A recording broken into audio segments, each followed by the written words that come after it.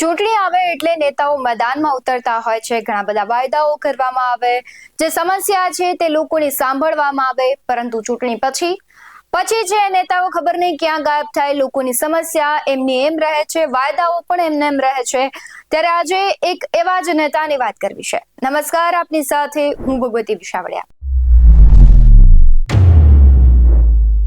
આજે જે ઘટનાની વાત કરવી છે તે અમદાવાદના વસ્ત્રાપુર સ્ટેશન પાસે આવેલા નિરાલી ફ્લેટમાં બનેલી ઘટના છે। રહીશો દ્વારા છે સ્થાનિક કોર્પોરેટર વિરુદ્ધ ફરિયાદ કરવામાં આવે છે સેટેલાઇટ પોલીસ સ્ટેશનમાં, કારણ કે તેમનું મુખ્ય કારણ છે કે રીડેવલપમેન્ટ કામ ચાલુ કરવાનું હતું, જેમાં 80% લોકો રેડી હતા, પરંતુ ભાજપ નેતાના સગાવાલા દ્વારા ધમકીઓ આપવામાં આવે છે। કોન્ટ્રાક્ટર દ્વારા લગાવવામાં આવેલા રીડેવલપમેન્ટના પોસ્ટર ફાડી નાખવામાં આવે છે અને ભાજપના મળતિયાઓ દ્વારા આ બધી કાર્યવાહી કરવામાં આવે છે। ત્યારે સમગ્ર મામલે રહીશો દ્વારા જે સરખેજ પોલીસ સ્ટેશનમાં છે કોર્પોરેટર વિરુદ્ધ ફરિયાદ દાખલ કરવામાં આવે છે અને ખાસ કરીને જે વાત કરવી છે એ મુખ્ય વાત એ છે કે જ્યારે ધારાસભ્યને ફોન કરવામાં આવે છે ત્યારે તે કેવા જવાબો આપે છે તેના પર નજર કરો। તમે ધારાસભ્ય છો, કાલે મરી ગયો તો કોણ જવાબદારી લેશે? અમારી તમે ધારાસભ્ય છો, ધમકી આપે છે એટલા માટે તમને બેસાડે છે। તમને એટલે માણસની જવાબદારી દાદાગીરી નહીં ચલાવીએ। હા, નહીં ચલાવીએ। ભાઈ તમે અમારું કાઈ કરતા નથી। અમે કાલ મરી જઈશું ભાઈ અમે તમે ધારાસભ્ય છો, આવી રીતે ન હોય। તમે મારી પાસે આયા ક્યારે? પણ તમારી પાસે આવવા માટે અમારે અમારો જીવ જોખમમાં નાખવાનો ભાઈ। 5 વખત તમે તમને કેટલી વાર અરજી કરી, તમે ટાઈમ નથી આપતા। તમારા માણસોને કીધું મળવા માટે અમે લોકોએ તમે ટાઈમ નથી આપતા।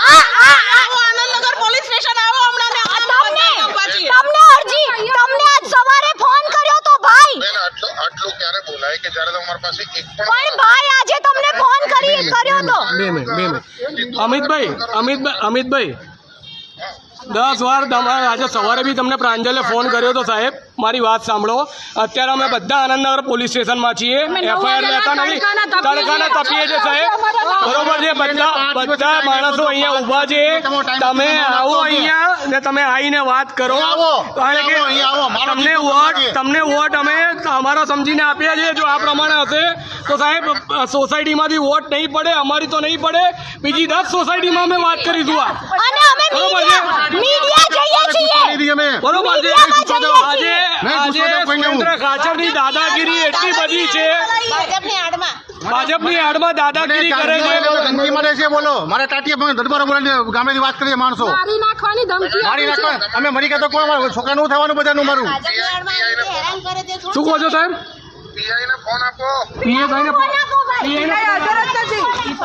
ચૂંટણી પૂરી, નેતાઓ ગયા, વાયદાઓ ગયા, આવું બધું આપણા કહેવાય કે એક ચૂંટણી પછીનું નિત્યક્રમ થઈ જાય છે કે ચૂંટણી આવે ત્યારે તમારી વાતો સાંભળવામાં આવે, વાયદાઓ કરવામાં આવે, પછી ચૂંટણી પછી તું કોણ અને અમે કોણ। અને આ એક નેતા કે આ એક પાર્ટી આવું નથી કરતી। ગુજરાતમાં આવું અનેક વખત થાય છે, આવી અનેક પાર્ટીઓ છે જે વાયદાઓ કરે છે, પરંતુ જે હવે સામાન્ય લોકો છે આ વાયદાઓની વચ્ચે ક્યાંક ને ક્યાંક પીસાય છે। જે પ્રમાણે વાયદા કરી અને વોટ લેવામાં આવે છે તે પ્રમાણે કામ નથી કરવામાં આવતા।